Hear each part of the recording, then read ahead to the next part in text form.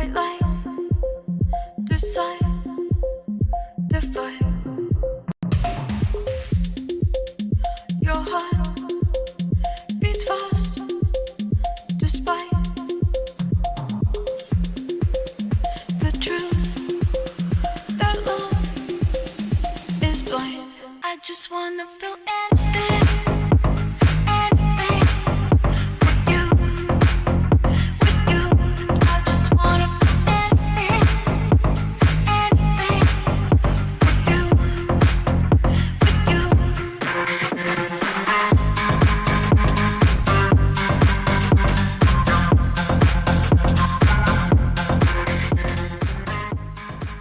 Welcome to the Clean and Filthy podcast with your host, Matthew M. Hello and welcome to the Clean and Filthy podcast, where we are clean and serene with a filthy mind in between. I am your host, Matthew M., and I am an addict in recovery. Welcome back, everyone, officially on episode 31. I hope everybody had an amazing week. I know I did. It was busy, but it was amazing. I hope everybody else had an amazing week. We have so much to cover today. I'm super excited. We got a great episode. We're going to be talking about chapter number 8 out of the literature entitled We Do Recover. We're going to be doing our weekly wrap-up of things that have occurred in my favorite moment of the week and answering some more of those questions in our Ask an Addict segment. And, of course, you know we can't close without clean time, a shout out. So strap in, everybody. It's going to be a great episode. Hope everybody's ready. I'm ready. Groot's ready. My bang's ready. Let's go. So first off, gotta say what's up to every single person out there. Thank you so much for the support. Thank you for being here right now. We are a 12-step recovery-based podcast that broadcasts every single week live on YouTube at 5 p.m. Arizona time, with episodes available for download wherever you consume your podcasts at a later date. We have to give a huge thank you to our episode and our podcast theme music, which is Anything by Valentino Khan, Alice in Wonderland. Huge thank you to them. Thank you to Mad Decent Records for allowing us to use that incredible song. Usually we do our sponsor drop here, but we are currently unsponsored. And so if you know of any potential small businesses that want to partner with a small and upcoming podcast, please make sure to send them over to Matthew at CleanAndFilthyPodcast.com. We would love to develop a relationship with a sponsor that gets what we're doing. We get what they're doing, mutually beneficial, skibbity bop, let's go. So that's where we would usually do the sponsor drop. Gotta say, huge thank you to our VIP supporters. These are the people on Patreon who are helping this podcast grow by making supportive donations. And if you are interested in being one of these amazing people, definitely head over to the website, www.cleanandfilthypodcast.com. In the top right corner with all the other social media links is our Patreon button. Head on over to there, make a donation. And not only will you get your name read on air like these amazing people, but you will also get one of these awesome Clean and Filthy podcast stickers to display anywhere and everywhere that you like. Huge thank you, as always, to all of our VIP supporters. Thank you so much. Specifically these people right here who are making these donations to help this product and this podcast grow. And they are Alex B., Sage A., Cindy, Stephanie, Shar, Liana, Clint, and Alex T. I always say whatever donations we get go right back into the podcast, so I really, really appreciate that. We've got some things lined up going forward, really trying to grow over over the rest of the year. So hopefully some marketing is going to be done. We got some advertisement stuff set up, and you're going to be seeing a lot more of the Clean and Filthy podcast. Maybe not of me personally, but a lot more of this beautiful logo. It's going to be everywhere. I want it to be a household name. I want it to be on everything. I want billboards. I want car decals. I want a custom wrapped Lamborghini in like a fake Louis Vuitton print made out of Clean and Filthy podcast logo. I don't know. That's where my mind goes. So I digress. Thank you very much to our VIP supporters. Gotta say what's up to anybody who's watching live on YouTube right now. Got that live stream going. If you are watching up there, what up, everybody? Let's get that chat popping. And if you are there on YouTube right now, please make sure to still download this podcast wherever you consume your podcasts from. Like I said, we broadcast every single Tuesday live on YouTube. So if you are listening on a podcast directory, thank you for the download. If you're there and you want to throw a rating, I would never say no to that. But if you want to participate in the live stream, head on over to youtube.com. Best way to get to our page from there. Again, go to the website, like us on all social medias, but make sure when you're over on youtube.com, you subscribe to the Clean and Filthy podcast page so that you will be first to get a notification whenever we go live, which just so happens to be every single Tuesday at 5 p.m. Again, please make sure to download, like, subscribe. That helps our numbers go up. And the more that we go up, the more that we're able to carry the message and help others. So wherever you're watching right now, thank you for the support. Wherever you're listening right now, thank you for the support. I greatly appreciate it. And as I always say, I couldn't have done this without everybody out there support. So thank you so much. But we got to talk about what we are, what we do, what we don't do. Again, my name is Matthew M., and I am an addict in recovery, and this is the Clean and Filthy podcast. We are here every single week discussing 12-step recovery. We are based on the 12-step recovery model. We're talking about what us addicts in recovery go through on a daily basis, our trials, our tribulations, our joys, our successes, all of those things we discuss right here. But if you are not an addict in recovery, that is perfectly fine. Stick around, check it out. We talk about a bunch of stuff, not just experience, strength, and hope regarding the 12-step recovery model. So stick around. Maybe you'll hear something you like. And if you do, we hope to have you back again. And also, please make sure to share this with anybody and everybody that you think might that this product might help. But I also want to make sure to state that I will not be speaking from a point of authority or identification with any one specific 12-step fellowship because I want to stay in line with the traditions. So I will not be speaking directly about my fellowship of choice or of my home group or what areas of this type of fellowship I do service in, or speaking about a recovery residence or a sober living or discussing what treatment center I personally went to, because I don't want to be seen as identifying or endorsing any one specific thing. I want to keep a unified front for any and all of our listeners and viewers and potential listeners and viewers. But if you have questions about those topics that we do not discuss on air of the Clean and Filthy podcast, please reach out to me directly. Again, you can contact me at Matthew@CleanAndFilthyPodcast.com or on any social media links. I am on all of them, and I love having contact with our listeners and our viewers. So please make sure to reach out if you have any questions, because I'm here to help as much as I can. I'm here to try and carry the light and the message of recovery and what it has done in my life, and potentially, if you're an addict, what it could do in your life. So if you are an addict in recovery, welcome to the Clean and Filthy podcast. I'm so glad you're here. Stick around. Maybe you'll hear something you like. If you're not an addict in recovery, welcome. Stick around. Maybe you'll hear something you like. You're exactly where you should be. And hopefully you hear something that you really enjoy. We always talk about it. The beautiful thing about recovery, it's not about not using drugs. It's about the things we do to become better human beings. It's the things we do to make the world a better place than we found it.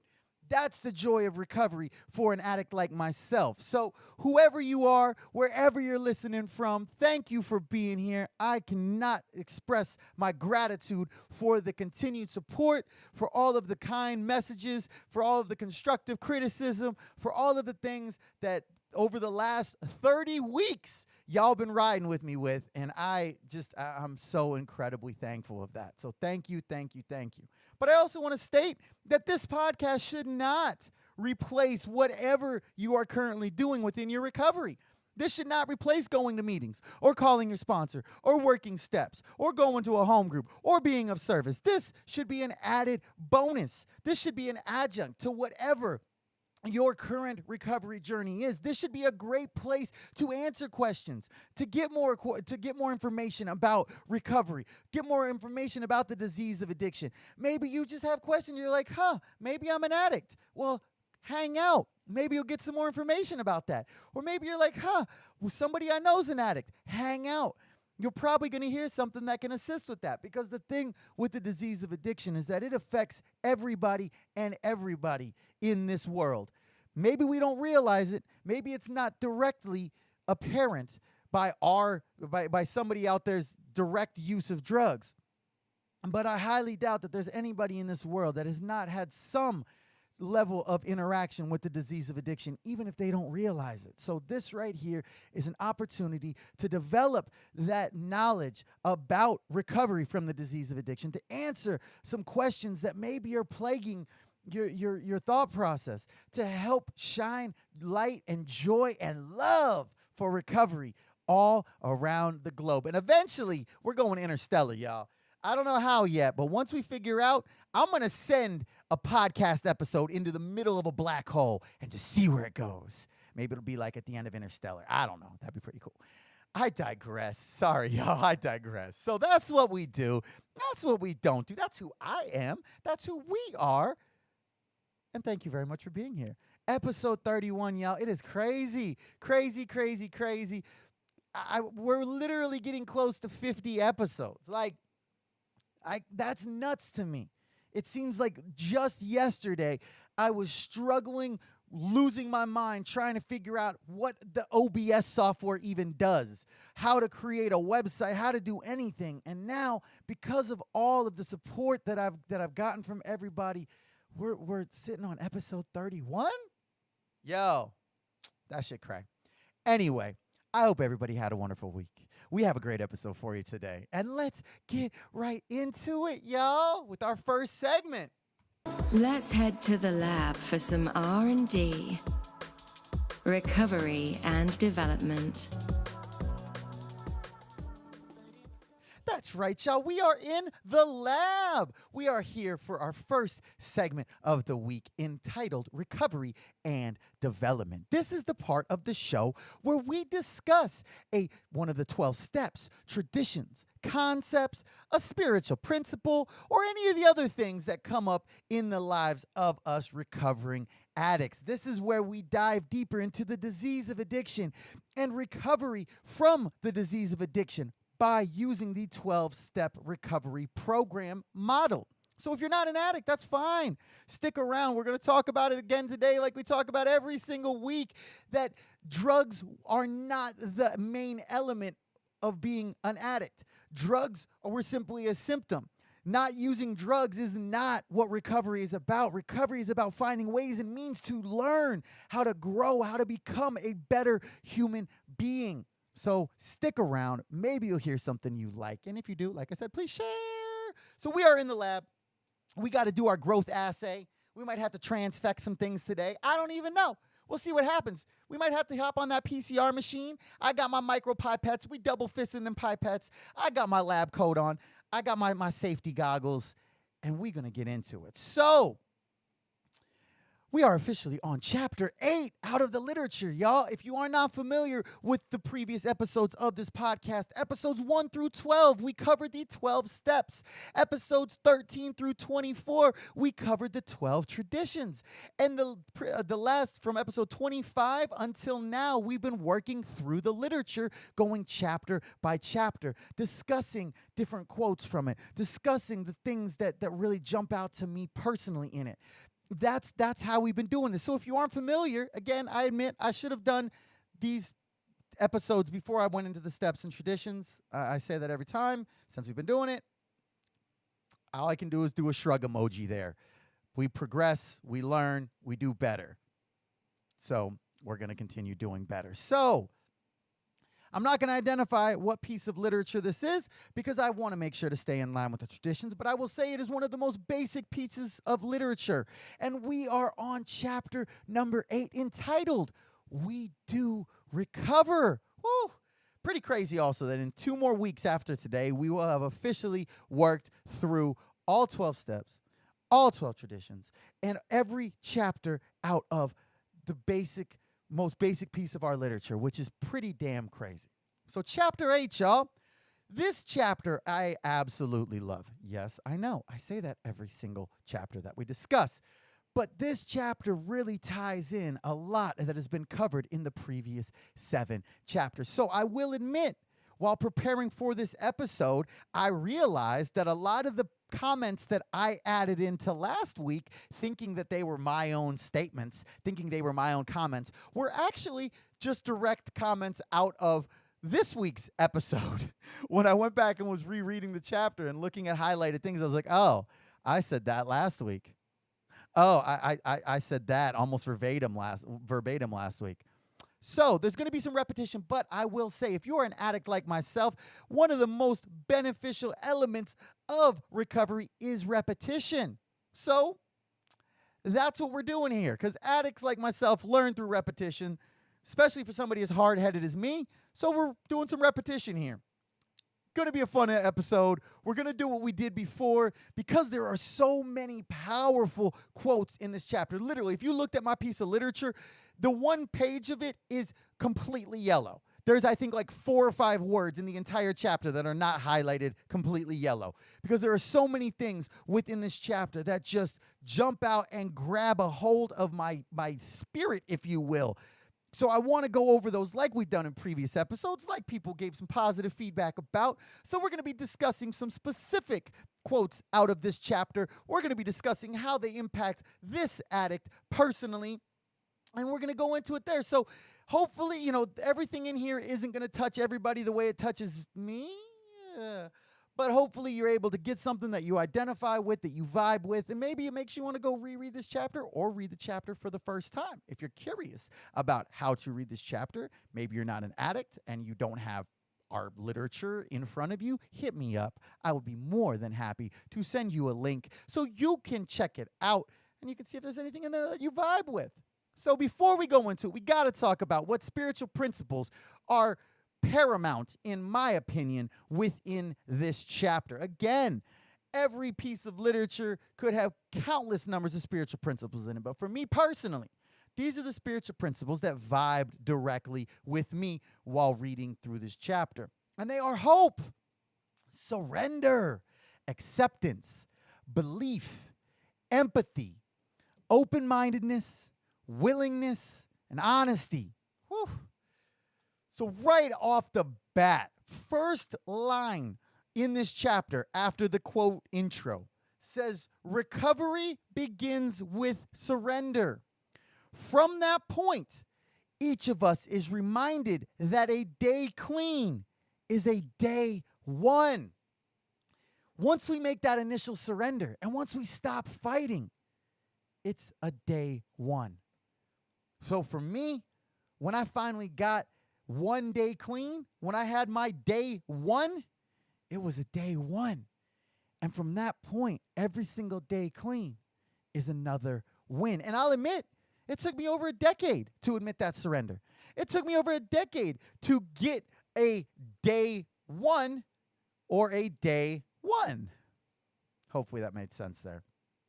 I love that. I love that quote because it's so truthful that every single day clean is a win for addicts, period. Every single day. Next quote I love in here. It says, as long as there have been people, addiction has existed. For us, addiction is an obsession to use the drugs that are destroying us, followed by a compulsion that forces us to continue. That part. Before there were drugs, there was addiction. I'm sure if we go way back in the day to like caveman era, there was some type of addiction. I don't know if it was to wildebeest hides. I don't know if it was the saber-toothed tiger bones crushed up and snorted. I don't know what it was. But I can guarantee that as long as there has been humanity, there has been some level of addiction within it. And that's why we always talk about that recovery from the disease of addiction is not about drugs. For us, drug use is simply a symptom of my disease of addiction, but it applies to so many other areas of life. which is why we always emphasize that even if you are not an addict in recovery, and even if you're not somebody who struggles with the use of substances, there are always things to learn, to grow, to accept, to understand within ourselves, because there are elements of addiction within all of us. And maybe some of them aren't as obvious. Maybe some of them are regarding work or the gym or eating healthy or binging TV. That isn't a great one, but it's not super detrimental. Maybe it won't make your life unmanageable. As opposed to people like myself using copious amounts of drugs, struggling with sexual elements, struggling with so many addictive characteristics within myself. So if you're not directly a drug-using addict or you've never had a problem with substances, stick around, because recovery is so much more than just not using drugs. Another quote I love, it says, "In the past, there was no hope for an addict. In the program, we learned to share the loneliness, anger, and fear that addicts have in common and cannot control. Our old ideas are what got us into trouble. We weren't oriented towards fulfillment.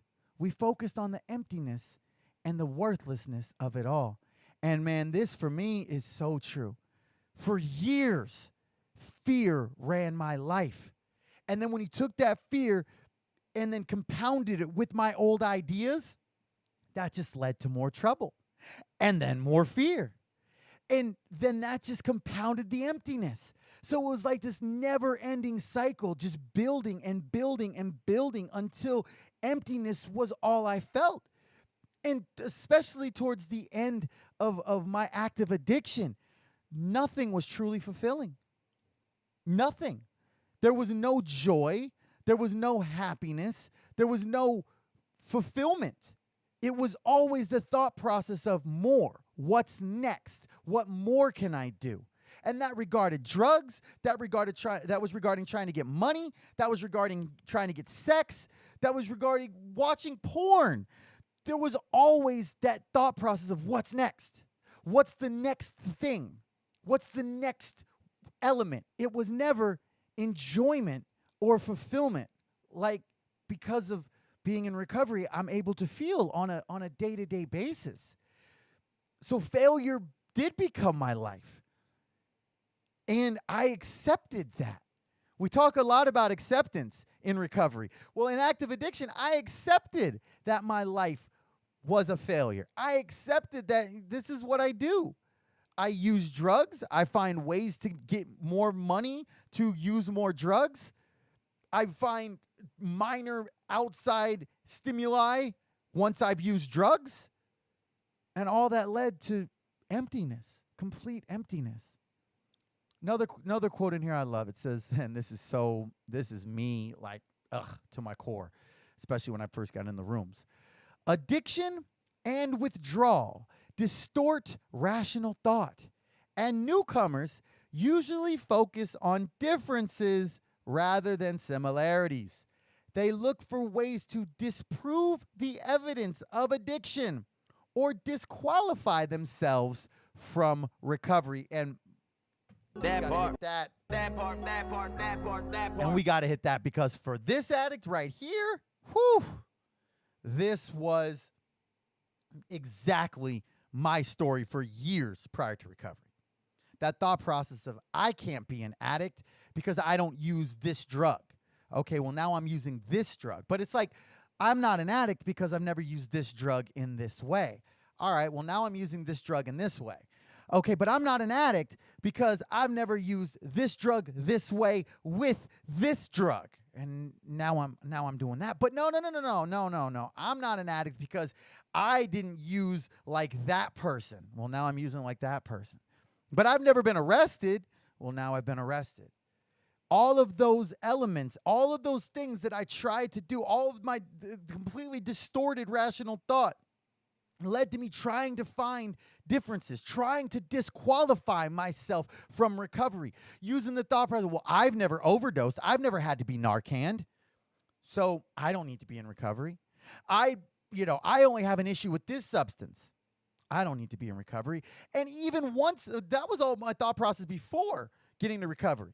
And then once I got into recovery, even for the first 60 to 90 days that I was in recovery, I still had reservations. And those reservations were tied to my denial about truly being an addict, about truly having the disease of addiction. I was so focused on those differences. I was special. I was different. I'm not like you. Maybe I'll do this whole recovery thing, but I don't really need it because I'm not like you, right? That was the way that this addict's brain worked. And when I would be focusing on all of those reasons why I wasn't an addict. I'd be focusing on, no, I'm not an addict. I just have a problem with this substance. Or, I've been able to stop this substance, so obviously I don't have a problem.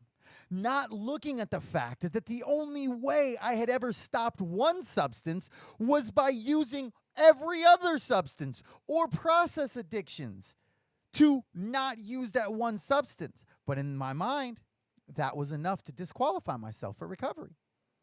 So if you're new or you're contemplating recovery and you're like, yeah, but, I never used this type of a substance like he's talking about. I only used this substance. It doesn't matter. That's okay. Many of us have had those same thought processes. Many of us have looked to find the differences rather than the similarities. That's why we talk about so often the importance of unity. That's why we talk about so often the importance of non-drug specific language, so that nobody has any extra ability to find differences like this addict did when I first came in the rooms. That's why it's so vital that we have a unified message. The message. What is the message? Is that any addict, can stop using, lose the desire to use, and find a new way to live. It doesn't say any specific substance type of addict. It just says that any addict. So keeping that unity and keeping that non-drug specific language allows us to therefore keep the differences at a minimum.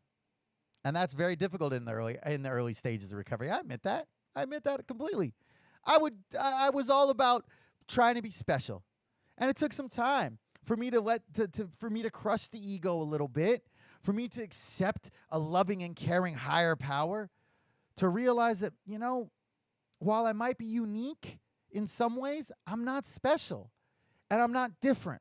And at the end of the day, I am an addict just like any other addict seeking recovery from the disease of addiction just for today. So if you're new and doing this, it's okay. Most of us did. But I will say personally that surrender breaks down that denial. Surrender allows those differences to not be as glaring. And that surrender leads to open-mindedness, and which open-mindedness then led to my having some acceptance. And acceptance then led to hope. That part. It felt like a good time to hear Schoolboy Q tell me that part. Next quote I love. It says, complete surrender is the key to recovery, and total abstinence is the only thing that has ever worked for us.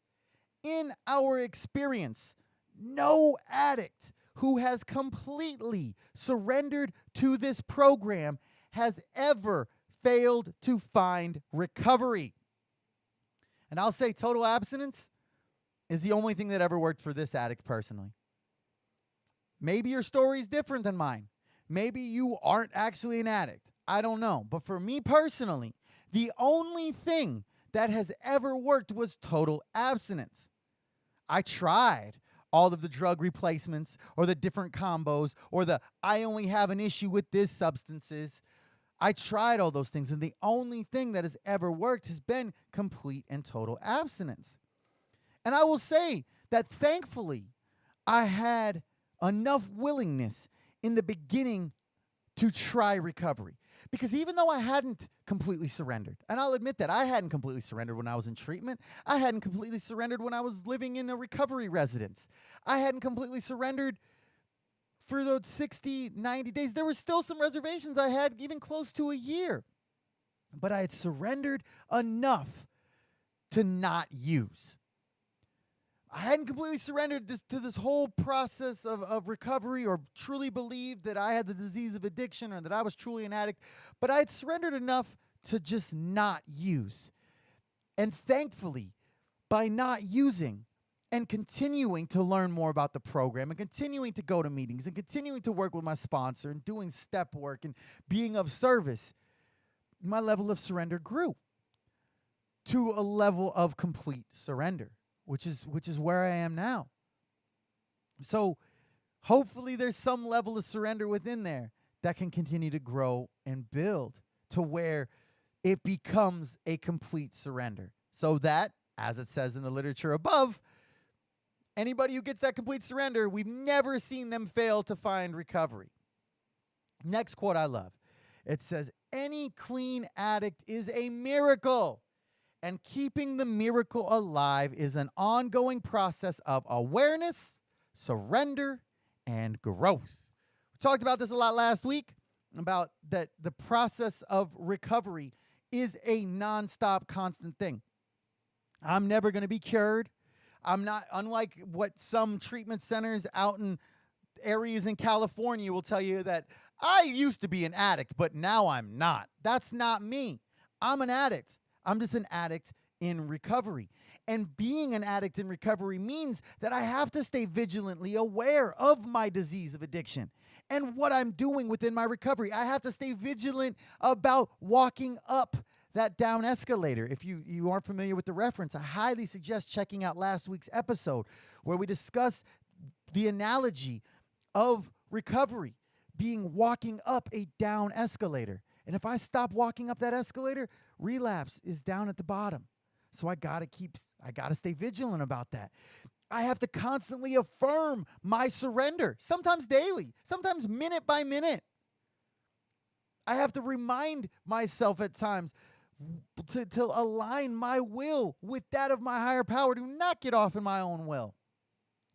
But when I'm able to stay vigilant, when I'm able to stay aware, when I'm able to constantly affirm that surrender, both of those allow for growth, both in recovery and in life, which is evident. And that's evidence in itself of recovery working in my life. When I'm seeing growth and I'm seeing change and I'm seeing things that are completely different than how they used to be, that shows me that recovery is working. And when I have that evidence, that leads me to want to surrender more easily and more constantly. It's really amazing how that whole process works. Next quote I love. It says, before we got clean, most of our actions were guided by impulse. Today, we are not locked into this type of thinking. We are free. Today, I have a choice, man. And then we talked about this last week. We talked about this. Today, I have a choice. And there is a power in that freedom of choice. There is a power in that freedom. And I love that. I love it.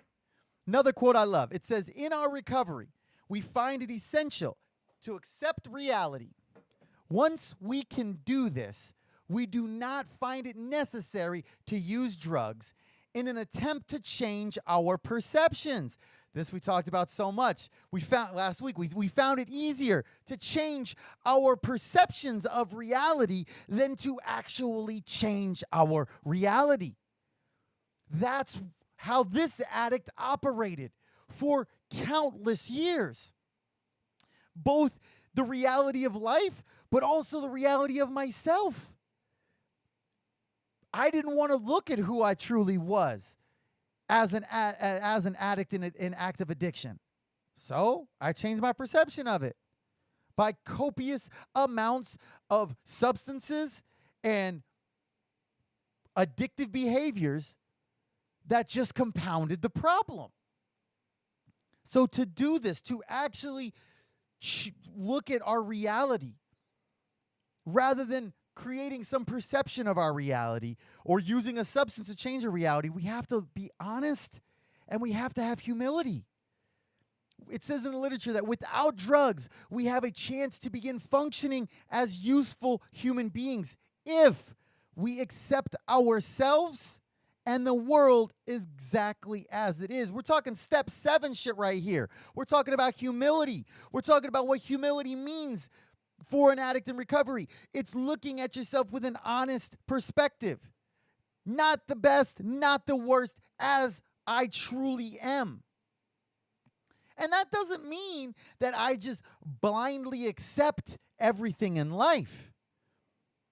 What it means, as it says in the literature, that we deal with what is at hand and try not to force solutions. We have learned that if a solution isn't practical, it isn't spiritual.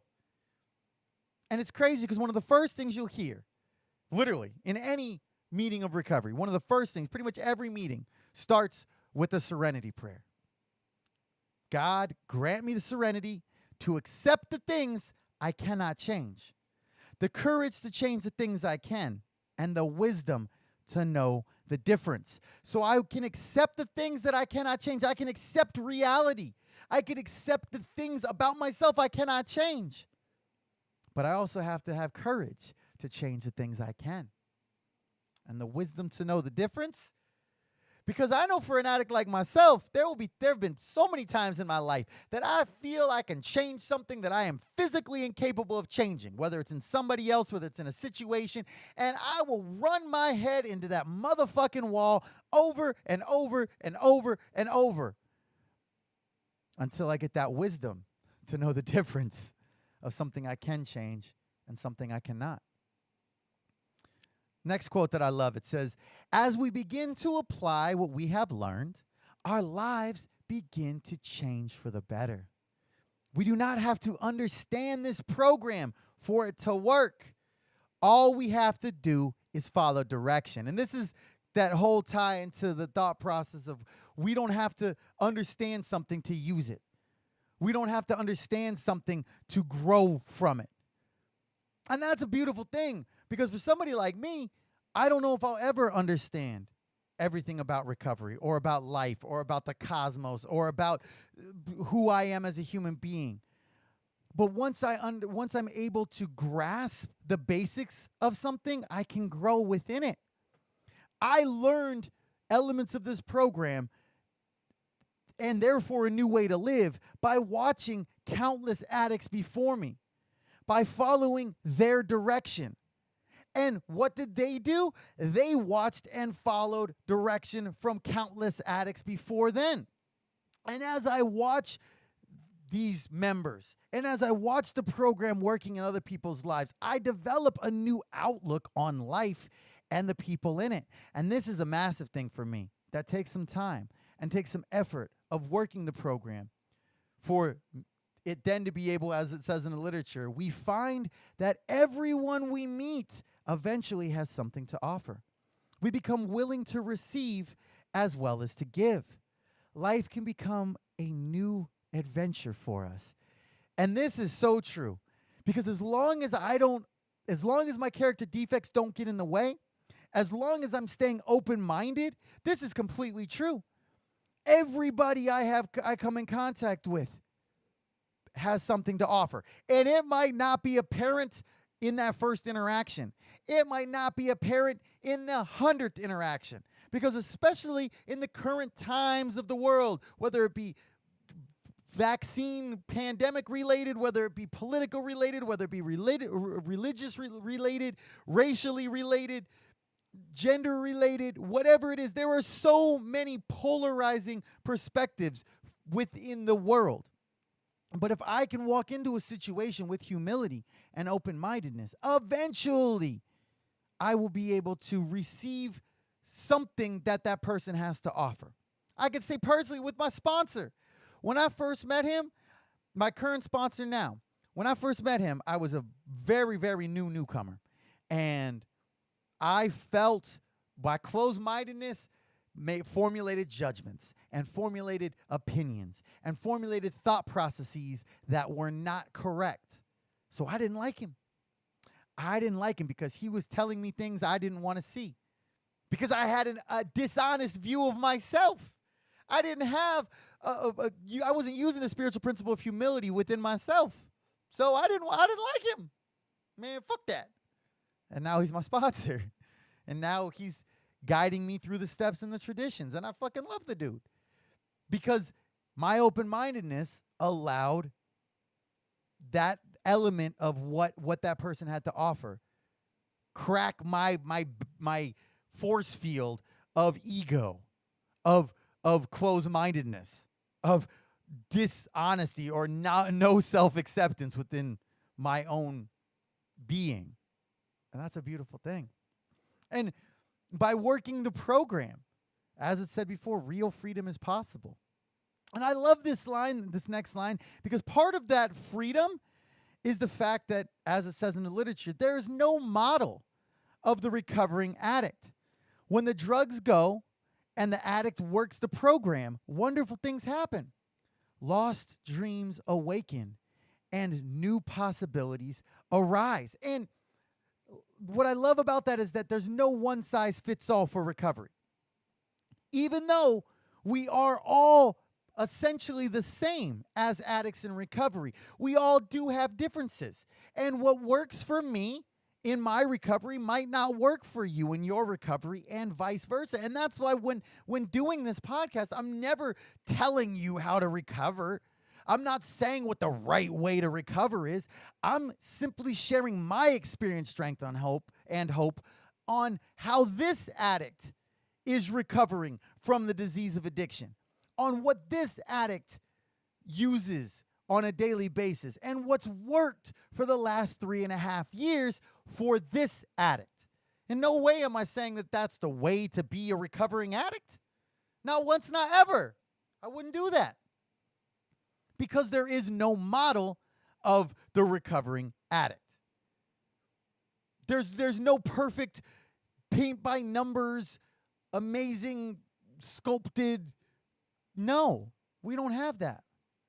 So regardless of the type of addict that you personally were, or that I personally was in active addiction, or the type of addict that I am in recovery, recovery can work for anyone and everyone that wants it.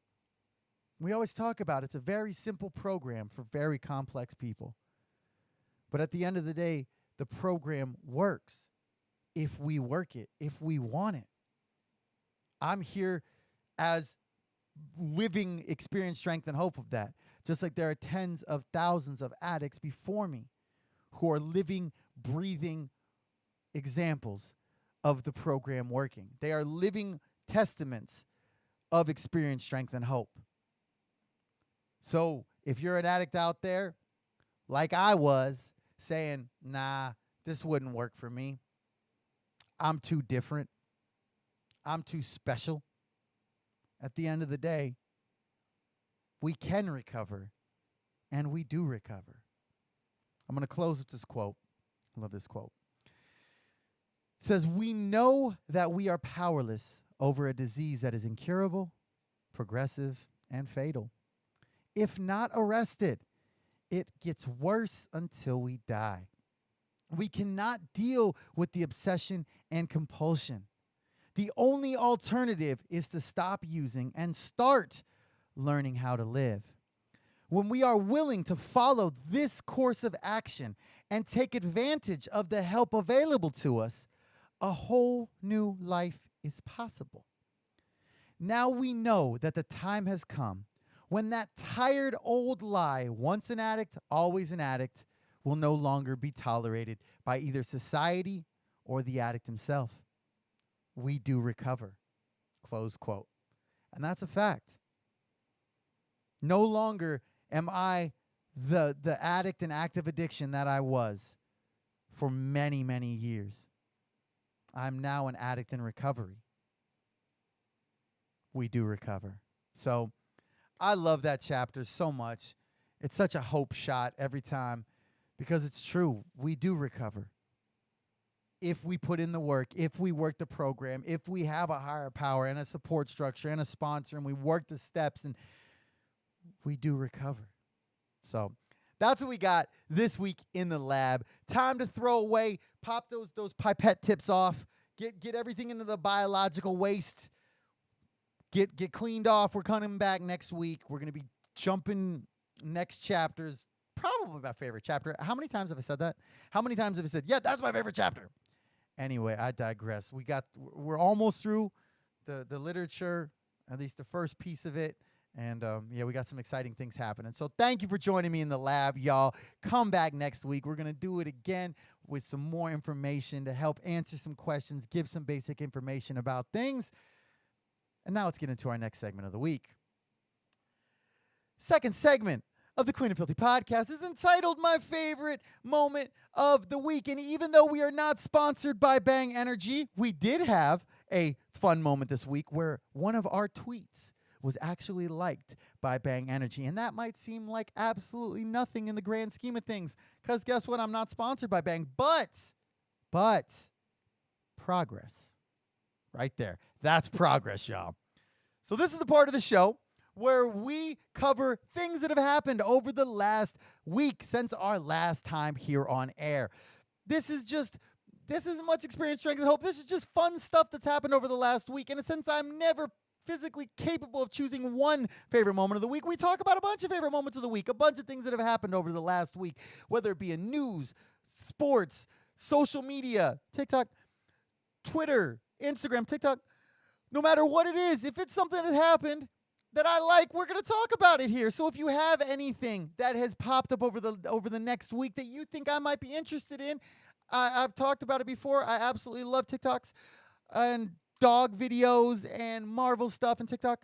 Whatever it is, send it over to your boy. Easiest way to do it, send it over to Matthew at CleanAndFilthyPodcast.com or on any of the social medias that maybe you're finding these amazing TikToks on. Send them over, and I would love to check them out.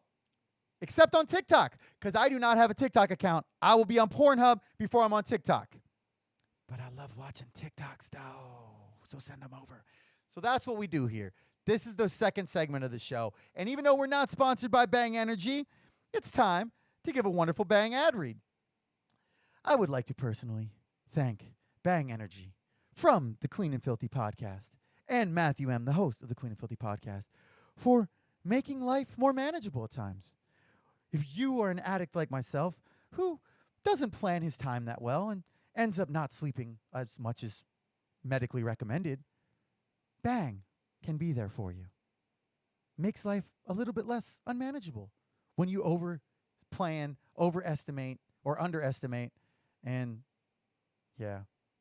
Thanks, Bang! 300 milligrams of caffeine, ultra CoQ10s, super creatine, and and EAA aminos with delectable key lime flavor. Thank you, Bang, for being so yummy in my life. Let's take a nice slurp of it, get a nice mouthful. Phrasing? That was delicious. All right. It's time to get into my favorite moments of the week. First off, this just popped up today. As I was getting ready to go and to go live, I saw this pop up on Twitter. Very sad, but gotta talk about. Rest in peace to Norm Macdonald.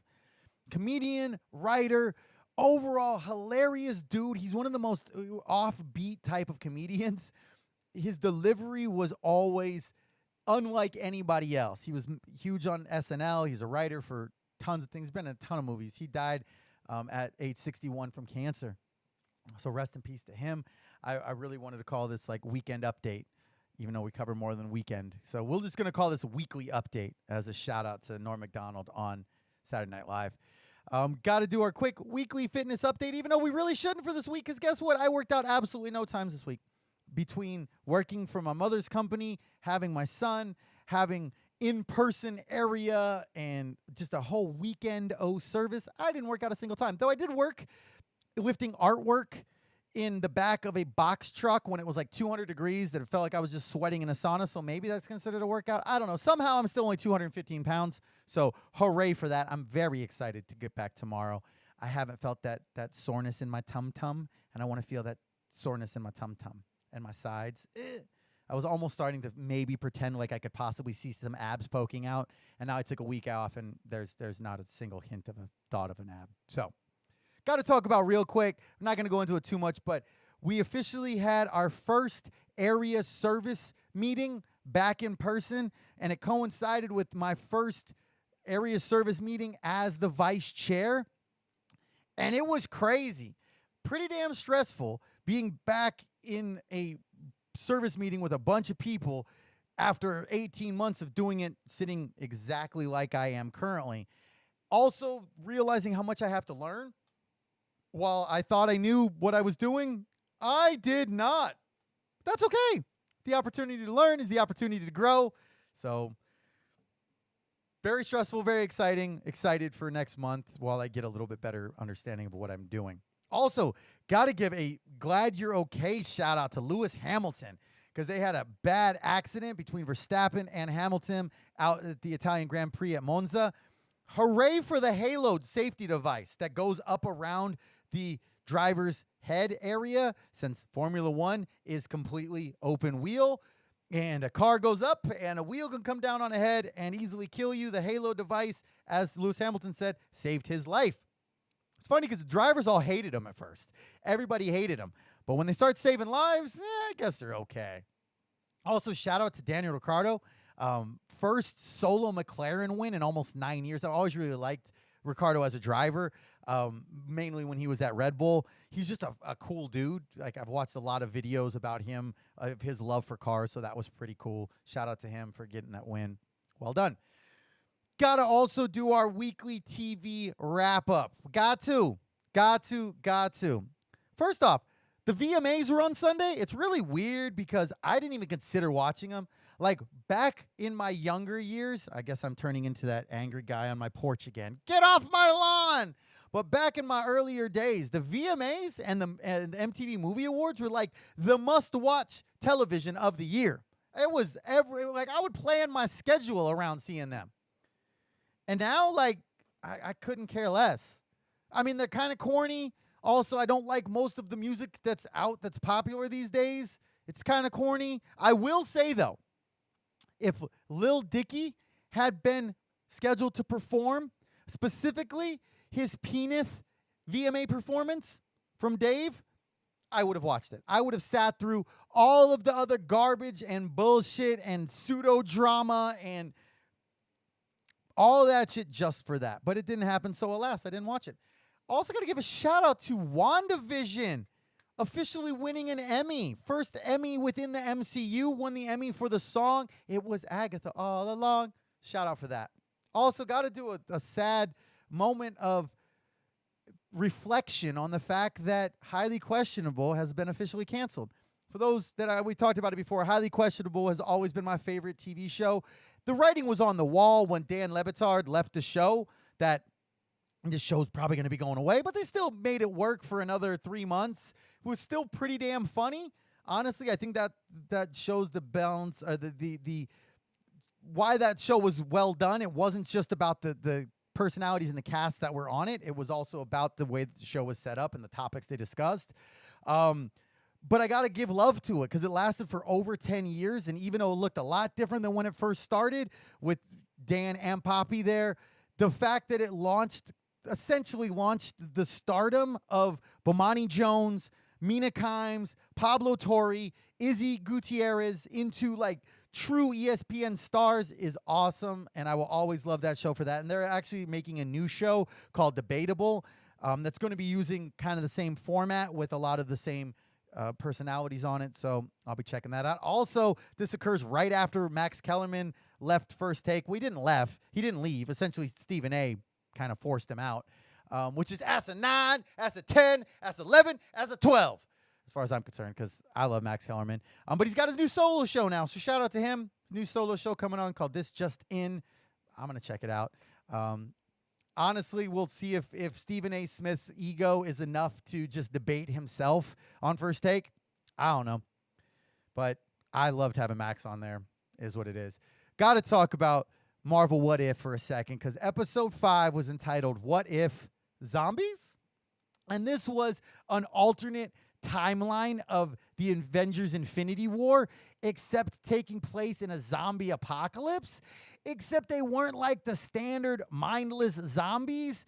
They're still superheroes who still have control of their superhero abilities. Like Iron Man still going pew, pew, pew, but also has an insatiable hunger for brains.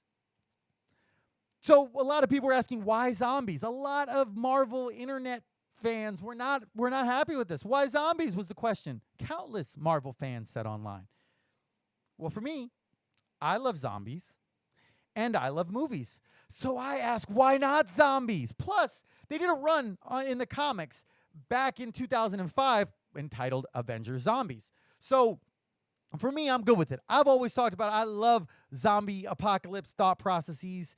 I hope that the world doesn't end, but if it does, I guess if we got to go out, at least it's not in a meteor. At least let it be fighting hordes of the living undead. I mean, which would suck for losing all friends and family and loved ones and all that. But like, at least I'd have a sliver of a chance to survive.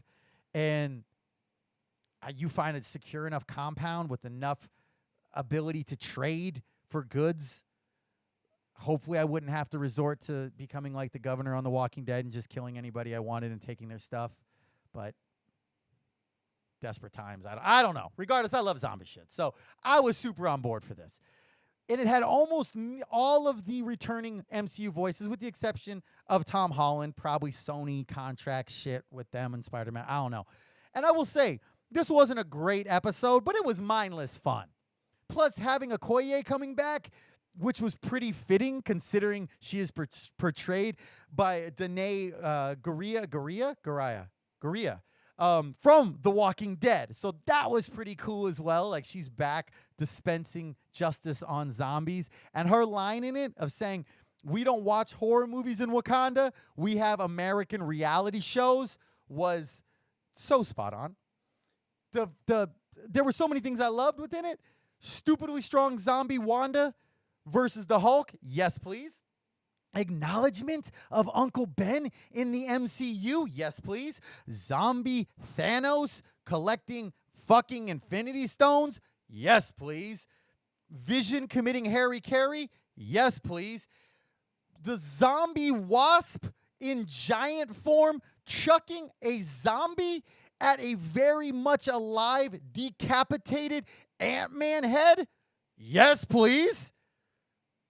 And T'Challa again saying his version, one of the versions of, in my culture, death is not the end. They are still with us as long as we do not forget them. And reflecting on the fact that Chadwick Boseman recorded that line when he was towards the end of his battle with cancer, when he had to have known that he wouldn't be around much longer. Like, God, goosebumps. That shit fucked me up.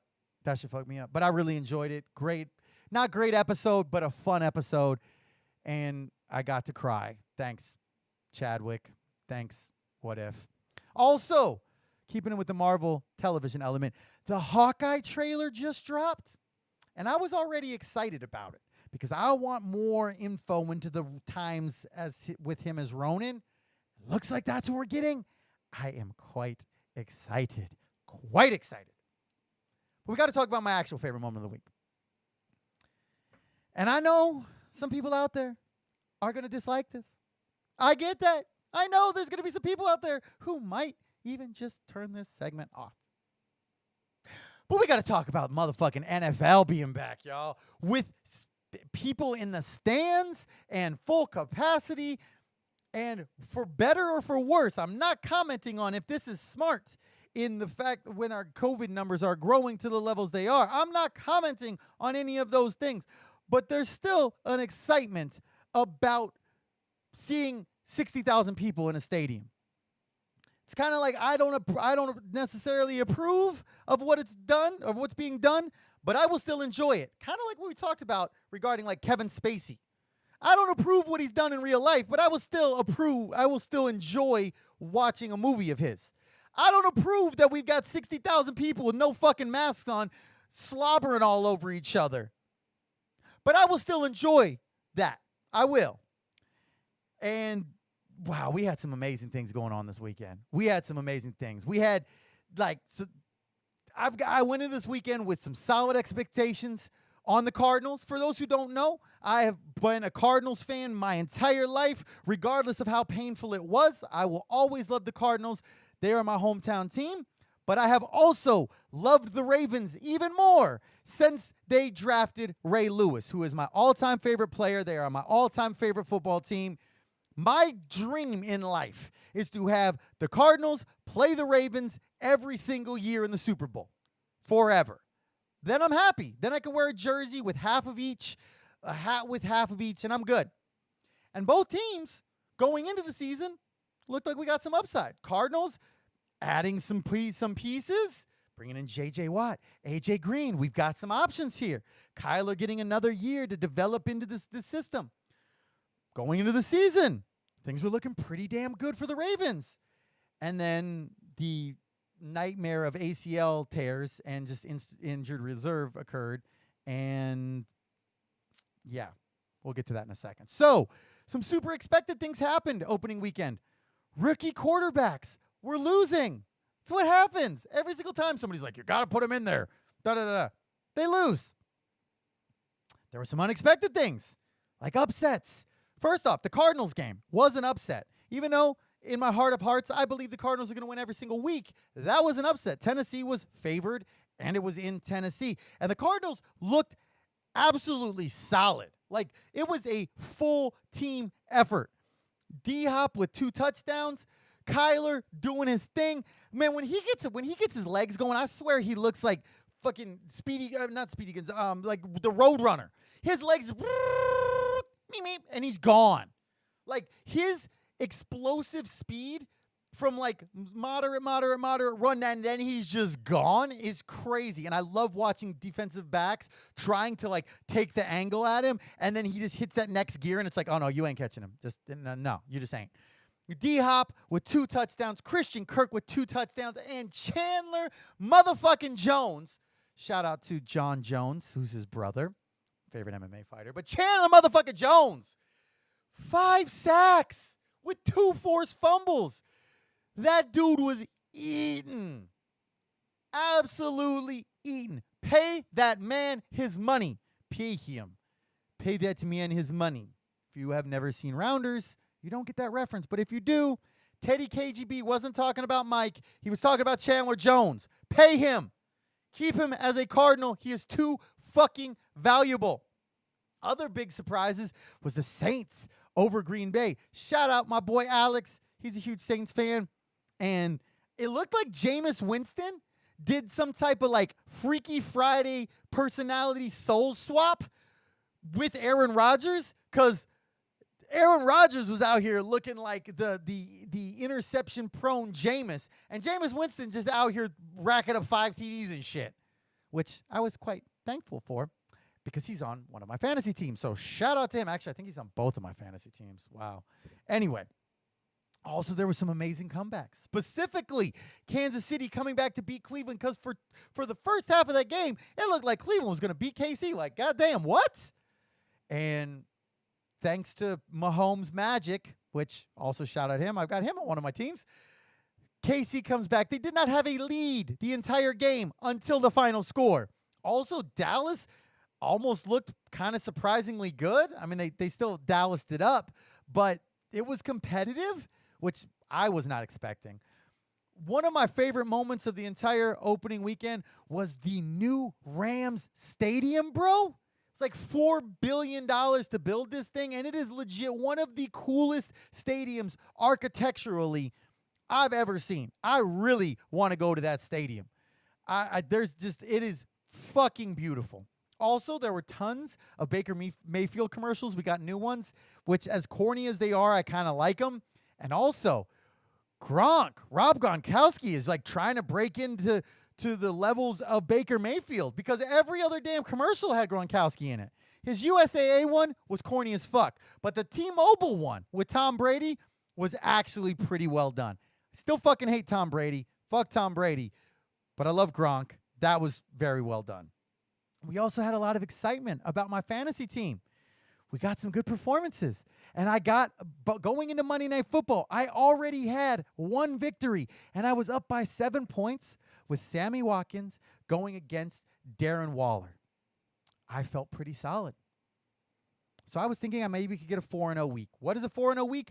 You're going to be hearing these terms a lot during the season about what my teams went. which means the Cardinals, the Ravens, and my 2 fantasy football teams.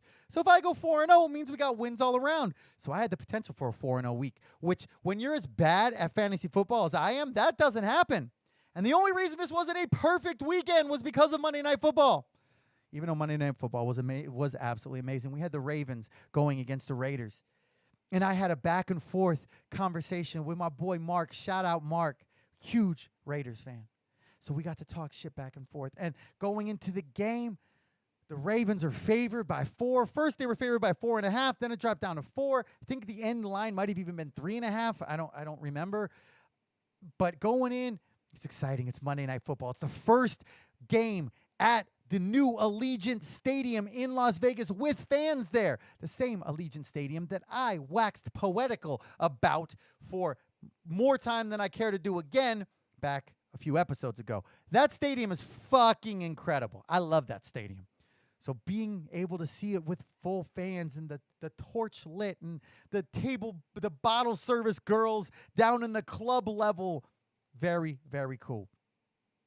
But the best part of this lead up was they did a segment on Darren Waller in the lead up to Monday Night Football. And Darren Waller is one of us.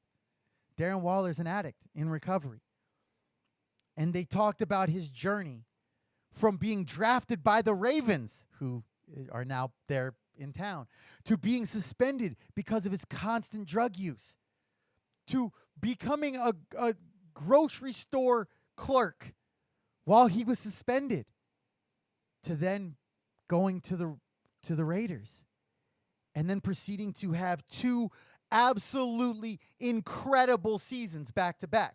Like, we're talking, if he continues this pace, he will be on the same level as Tim Brown, who is quite possibly one of the best Raiders in history.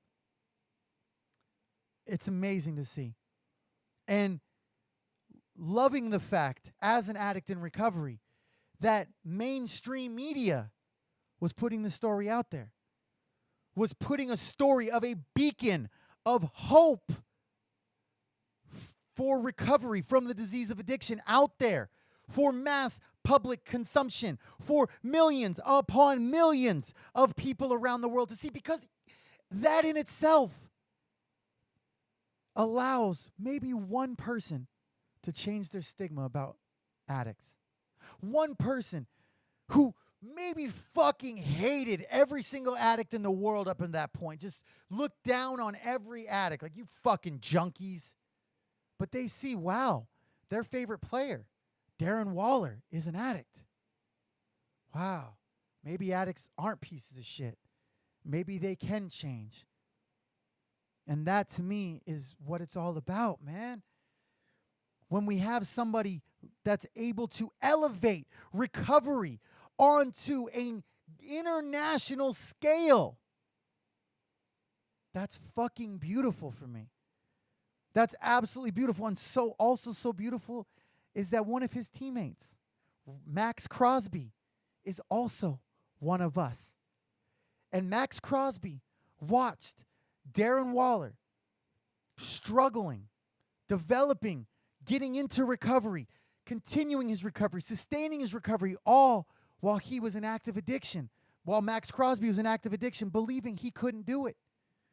And then finally, even though Darren Waller had no idea that was going on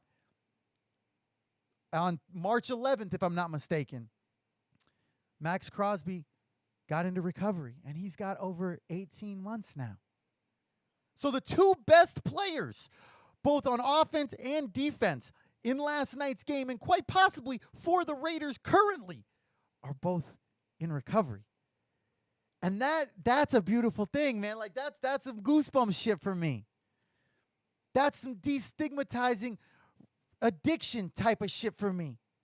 And when we can do that, I mean, that's what it's all about. That's part of why we're doing this podcast. That's part of why I'm so outgoing about my recovery.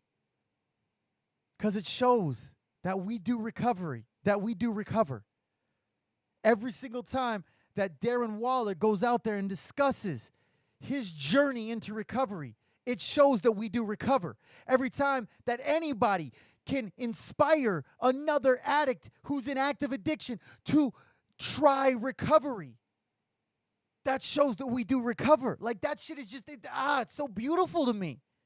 It's so fucking beautiful to me. So that lead up into the game, and then shout out to the Monday Night crew, because during the game they were discussing Max's being in recovery, and so shout out to both of them. That was beautiful. Side note, I'm after the season, I'm going to be reaching out to both Darren Waller and Max Crosby. Maybe there'd be some way that they would bless this little independent podcast to show up. That would be so sick. Anyway, I digress. So now we get to the actual game, and I will admit this was a game full of uncertainty. The Ravens, from the start of the game, looked like a team that was on their third string running back with a quarterback who missed 10 days of training camp because of COVID. I mean, 3 fucking fumbles, Lamar. Still without an actual number 1 receiver and a very banged up secondary. That's what they looked like. That's exactly what they look like. And they had so many opportunities, literally the entire first half, to be up by 2 scores. So many opportunities in the second half to put the game a little bit out of reach, and never could do it. Miscommunications, bad throws, Lamar trying to do too much with his legs. It was like when Lamar would stay in the pocket, he looked amazing. But as soon as he would have like that little, I got to run, shit. I mean, he busted off a couple great runs. I'll give him that. But there were times that he missed throws that should have been made because he went running. And then Darren Waller scored a touchdown that not only tied the game, but also beat me in fantasy. Because up to that point, we were right there. Sammy Watkins got a couple catches, so I'm still in the lead. All we need is Waller not to get a touchdown. That's all we need. Not only did I get the loss in that, then we go to an overtime. And this overtime was fucking nuts, y'all. Somebody that was watching the overtime with me who knows nothing about football was like excited about like how crazy it was. Because in overtime, we had a goal line stand. First off, we had what we thought was a walk-off touchdown. Then it was reviewed, and in fact, it was now on the goal line. Then 1 stop at the goal line, 1 penalty, and an interception by the Ravens at the goal line. Then that led to a Lamar fumble. Then that led to the Raiders going to kick a field goal, but they couldn't find their kicker. So they had to take a delay of game penalty, and then they went to throw it, and the Ravens decided that we've got one more opportunity to get to this fucking quarterback, to sack him, get him out of field goal range, all-out blitz, and Carr made a great throw to a one-on-one coverage that was blown. Walk-off touchdown. Ravens win. So I owe Mark a bang. I pay my bets. We do a lot of bang bets here on the Clean and Filthy podcast. So if you are interested in putting a little of this luscious ambrosia nectar on the line for a sports bet, let me know. Mark, I got you. Good job, brother. Good win. Honestly, like, I'm sad about it, but I'm not like completely destroyed about it, because there's this part of me that is happy that Raiders fans, the Vegas Raiders fans, got to experience a win in their first attended game at the new stadium. There's just something about that is exciting to me. Also, I've got ties to Vegas, man. I lived in Vegas. I got clean in Vegas. I will always love Vegas. So for that reason, I'm not horribly unhappy about it. Also, while I thought the Ravens would win, and I believe they would win, my season expectations have been dampened with each ACL tear or each blown Achilles. And as of today, the Ravens now have 14 people on the IR, most in the league. So overall, I went 2 for 2 with the Cardinals winning and one of my league's fantasy winning, and the Ravens losing and one of my league's fantasy losing or fantasy loss. Regardless, football's back, and I love that. It's exciting for me. It's Sundays are made for football. I love that. I love it. I'm super excited. So we'll see what happens. But that's what we've got for my favorite moment of the week. Could have been a more favorite moment of the week if I would have gone 4-0. But regardless, it was a great weekend of football. Great opening weekend. Very excited about this season. Very excited for what the Cardinals can do. Very interested to see if the Ravens can right the ship and get some balance. So it's not just Lamar and 10 other guys trying to single-handedly Superman everything. But I digress. So if you have anything that pops up over this next week from social media or TikTok or anything else that you would like to maybe have discussed on the show, make sure to send it over to me, and we will possibly answer it on air. So it is now time for our next segment of the show. It's time to Ask an Addict with your host, Matthew M. That's right, y'all. It is time to Ask an Addict. This is the part of the show where the resident addict of the Clean and Filthy podcast answers questions submitted by our listeners and our viewers. This is like a Reddit AMA. Ask me anything. It does not need to be recovery related. Can be recovery related, as we get a nice balance of both. But if you have any questions, just send them over. I love answering questions. So if you do have any questions, you can send them over directly at Matthew@CleanAndFilthyPodcast.com or on any social media outlet. I'm on all of them. And I really, really love answering questions. So please ask me questions. They can be completely asinine and unimportant. Like, do I like Indian food? Or they can be super deep and philosophical. I like answering stuff. So if you have questions, send them over. I got to do a quick correction as well. Last week in this segment, I misidentified Kanye's album of Jesus is King, and I called it Jesus is Lord, which is actually the name of a song. But I had a chance to correct that because we're going to have one more Kanye question. And then we're going to be done talking about Kanye, probably until he drops another album or he does something cataclysmically asinine or drops some really cool shoes that maybe I'll actually be able to afford and fit into. But I digress. So this is a question that was asked to me last week that actually led into an amazing 2.5-hour text conversation going back and forth. And even though it was just addressed with him, I thought this would be an interesting topic because a lot of people like Kanye's music. So I think this is an interesting topic. And if you don't like Kanye's music, here's an interesting topic to maybe check out a couple songs that you will. So the question that was initially posed, it was posed as a game, was if you could only pick one song from each Kanye album, what would it be? And I will admit, I immediately tried to say that's going to be impossible. I can't pick one fucking song. He has too many amazing songs. How about we do a top 3? And the response was, Chuck, make a decision, Chuck. So we went with this fun game of picking one song per album. We went back and forth alternating via text. And this was literally almost 3 hours worth of trying to discover, decipher, remember, realize what my favorite song would be and process of elimination. And it was honestly like, it was one of my favorite moments of the week, but I figured it would be easier to use it as a question here because it was so much fun going back and forth and like trying to listen to full albums in like less than 5 minutes, trying to decipher and debate and decide what song is better than another was very, very difficult. Truly one of the most enjoyable conversations I've had in quite some time, but it was way harder than I expected. We literally said more times than I can count. At least 30 times said, oh yeah, that song, that's definitely a top 10 Kanye song. Said that at least 30 times. So Kanye's top 10 is apparently really top 30. Incredible, quality, whatever. We also decided that because his newer albums, in our opinion, had better songs and would be more difficult, we would work in opposite direction. So we are starting with Donda, and I'm going to pick one song from each album all the way up. And then I'm curious what everybody else feels would be their one song off of each album. Or if you don't want to go through all 10 albums, hit me up on Twitter and let me know what your favorite Kanye West song is. Maybe it'll be one of my 10 chosen here. So again, 10 albums, 10 songs is what we're doing. First album that we're covering is Donda.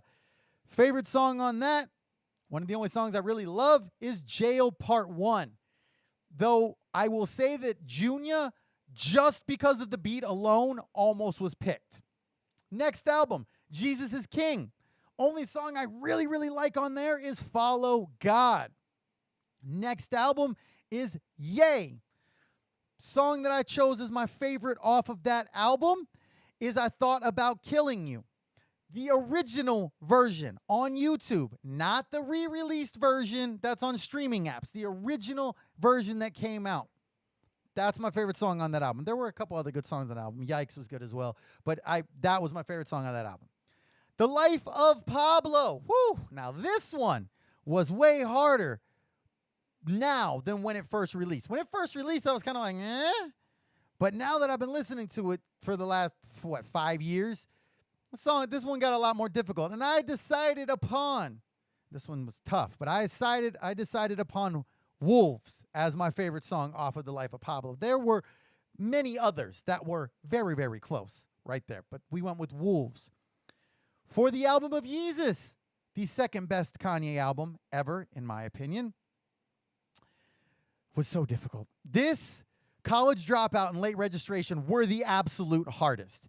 Because for all three of those albums, whatever I'm in the mood for, there are songs on that album, on each of those albums, that just speak to me directly.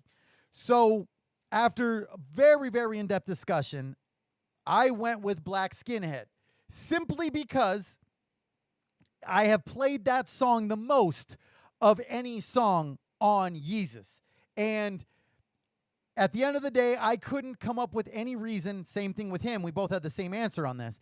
Neither one of us could have come up with a song or a reason to put something ahead of Black Skinhead. So that's what we went with there.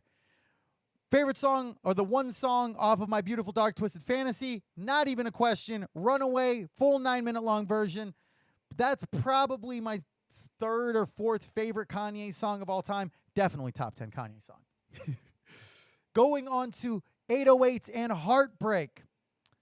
This one was difficult, way more difficult than I thought it would be, because I like the album. I don't love the album, but it's very similar to some that have a lot of songs that I vibe with, but nothing that is a clear absolute favorite. So I went with Love Lockdown, which is weird because when that song first came out, I didn't like it at all. I was like, what the fuck is this? But I really love how the song builds from a basic piano, then adding some drums, all the way up into this like ridiculous tribal, all over the place, like musical cacophony of just sounds and all just overproduction. And then slowly pulls each one of the elements back out. Then it goes back down to where it's just the drums and piano, and then takes the drums out, and then it's just piano. And then its song ends. Like, I love that about that song. It is musically a full circle. And I really, really love that. Next album is Graduation. Easiest one of any of his albums. Can't Tell Me Nothing. Favorite Kanye song of all time. Period. Done. Next one. Late Registration was a problem, y'all. It was a problem. We spent on Late Registration and College Dropout alone probably 2 hours of that time, or at least an hour and 40 minutes, trying to decide what song would be from these two albums. For me personally, after a lot of consternation and back and forth, I went with Gone.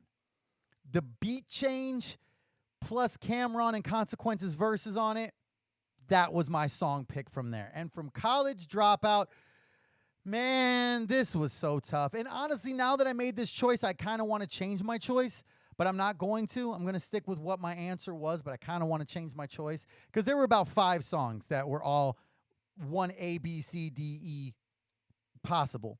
But I ended up going with Never Let Me Down, featuring Jay-Z.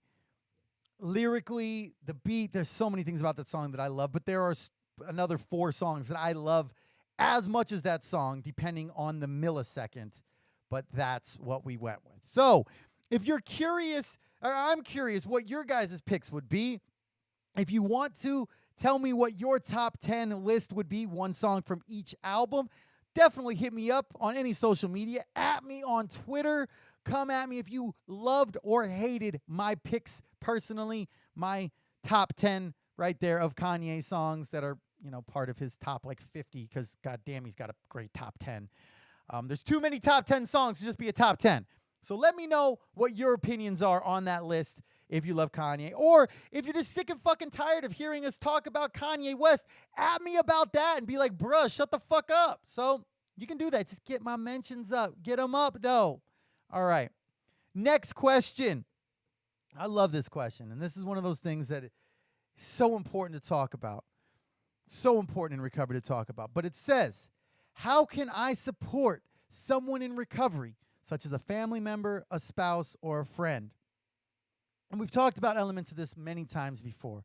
But one of the most important things, my personal experience, strength, and hope on this is just to be there.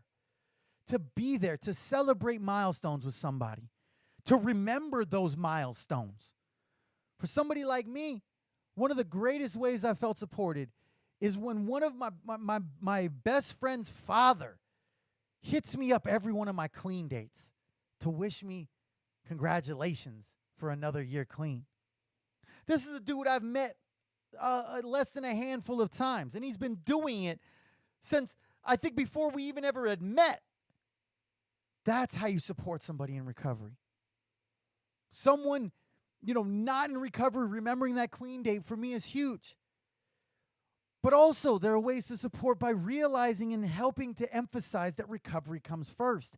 This is something I hear about so often from people who enter into recovery in a relationship. They're married when they get into recovery. The element of spouses or significant others saying, oh my God, you have to go to another meeting? Oh, God, don't you go to enough meetings? Aren't you cured? Things like that are incredibly detrimental to addicts in recovery, especially addicts early on into recovery. Because we have one side of us, of the fellowship, saying, you got to go to meetings. They have to be number one. And then when we come home from that meeting, we have a spouse or a significant other or somebody who's then saying, ugh, another meeting? So now we have this conflict of emotions that can be very overwhelming. And oftentimes, I've seen it happen so many times, the person will end up not going to as many meetings to make their spouse happy or to try to smooth things over.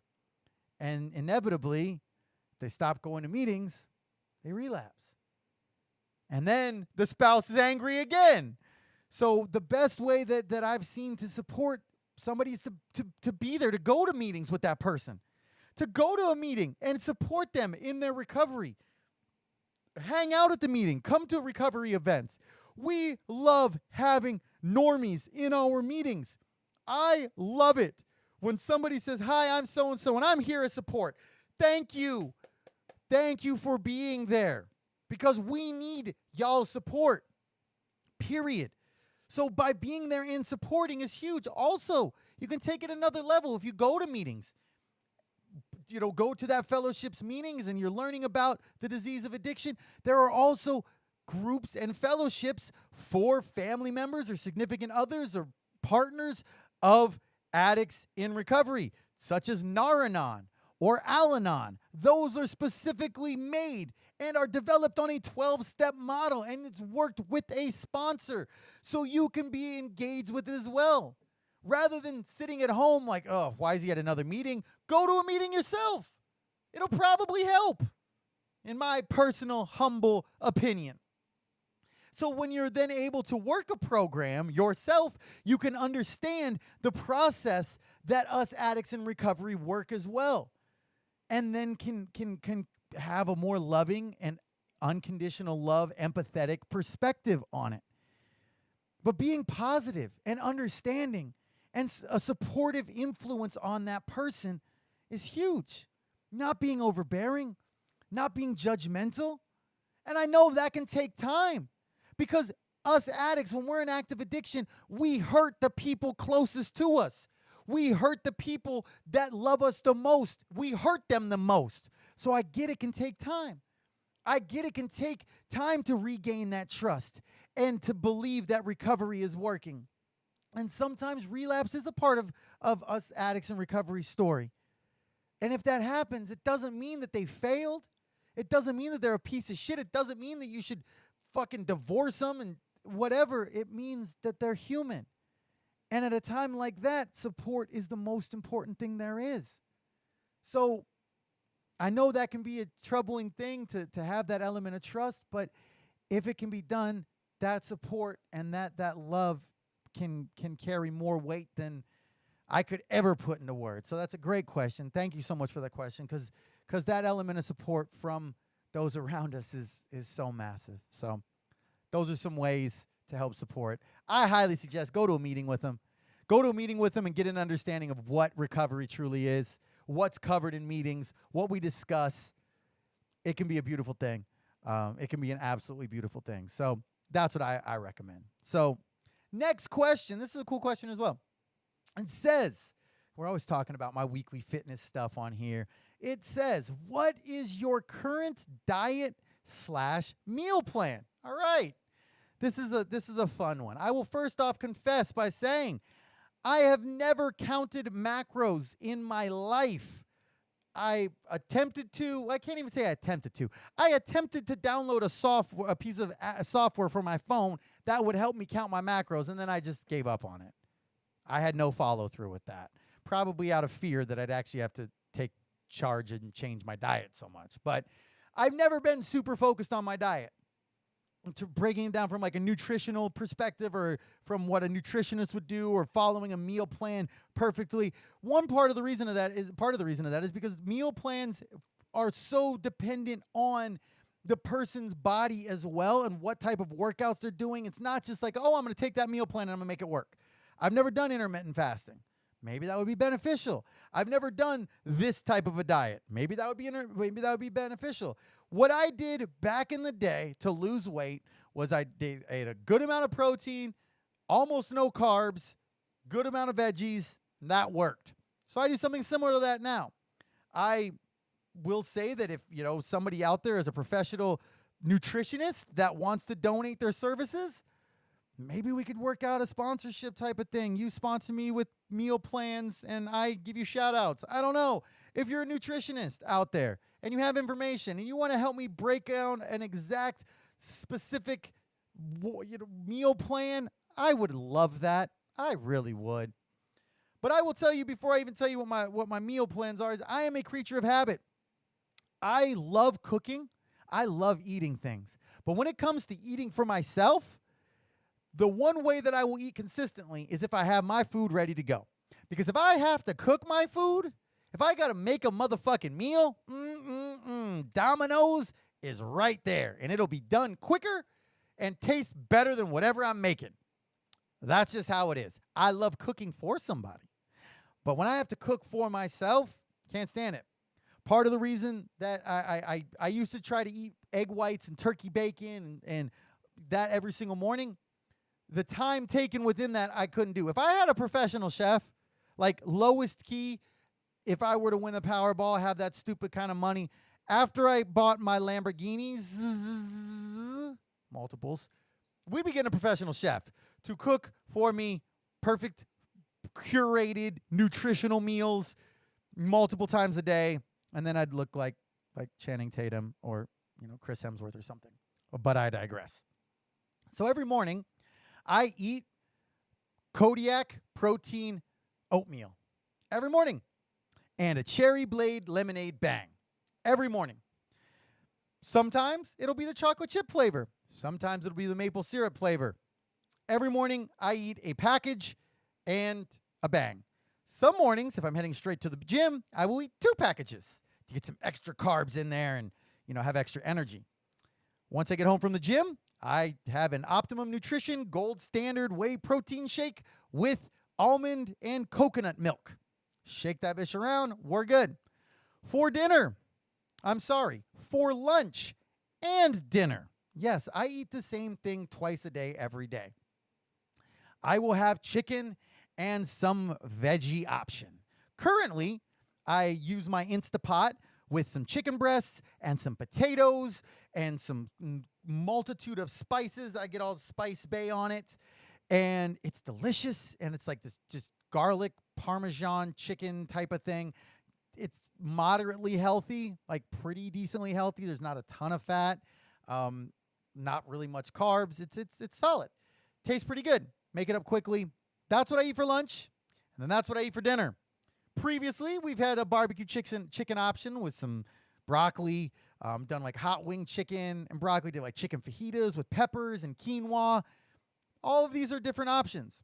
Also do these really nice panko breadcrumbed baked chicken pieces that kind of taste fried, so they kind of taste like chicken nuggies, which I'm a big kid, so I like chicken nuggies.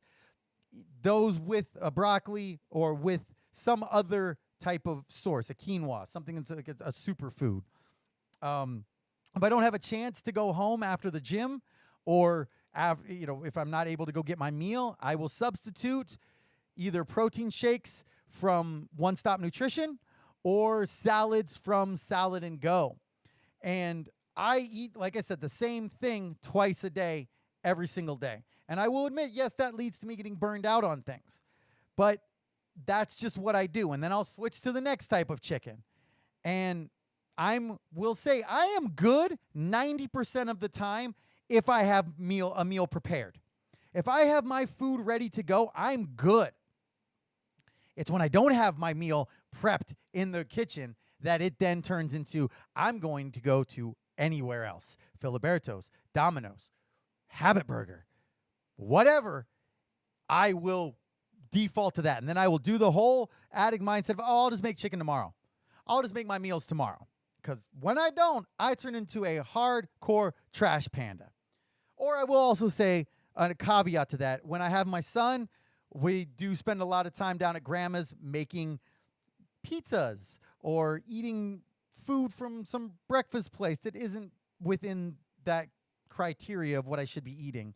But other than that, I usually stick pretty well to my overall meal plan. So that's what I do. If anybody out there has some suggestions, we can send your ideas over, send your meal plans over. I mean, if it's something I can make quickly that I can eat every single day that will stay in my fridge for 4 days so I can have 4 days worth of food ready to go, holla at your boy. I would very much appreciate it. So that's what we have for our Ask an Addict segment. If you have any other questions that you would like to have answered by this resident addict of the Clean and Filthy podcast, send them over, as I said before, to Matthew@cleanandfilthypodcast.com or on any social media. Easiest way to get to all of the social media links is to head over to the website, www.cleanandfilthypodcast.com. All right, y'all. Well, we are almost out of time. But we can't close up without them clean time shout outs. This is the part of the show where we recognize members who have achieved any of the universally recognized milestones of recovery. That means anybody who is a newcomer, which is 29 days or less. Anybody with 30 days clean, 60 days clean, 90 days clean, 6 months clean, 9 months clean, 1 whole year clean, 18 months clean, or multiple years clean. That's 2 or more. Plus, we also like to give recognition for anybody hitting a big whole number. So if you got 100 days clean, 500 days clean, 1,500 days, 1,000 days, 50,000 days, that would be a lot of years.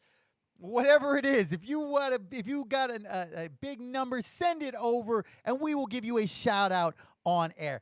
I love doing clean time shout outs. It gets me hype as fuck. So if you have any kind of clean time shout out coming up, or clean time accomplishment coming up, send it over to me so we can give you a shout out here on air. Had to reload that because we give out them books for each year, and we got 4 of double digits.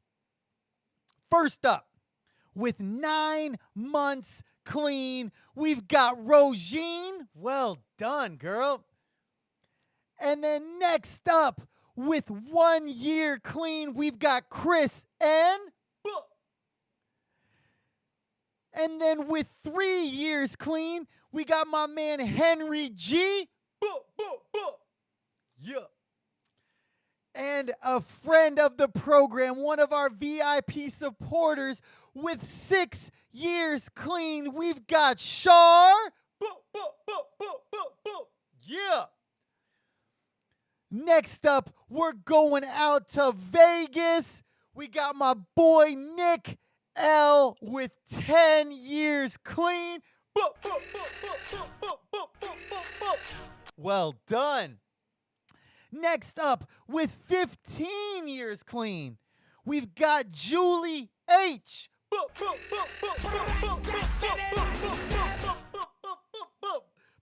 get one more. I lost count there. There we go. Next up, with 25 years clean, we've got Mary M.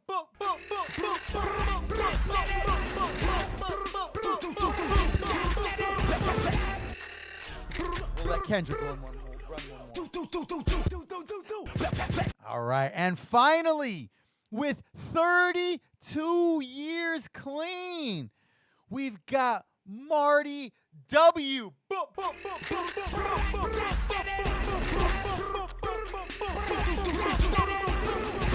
gonna keep mashing the button.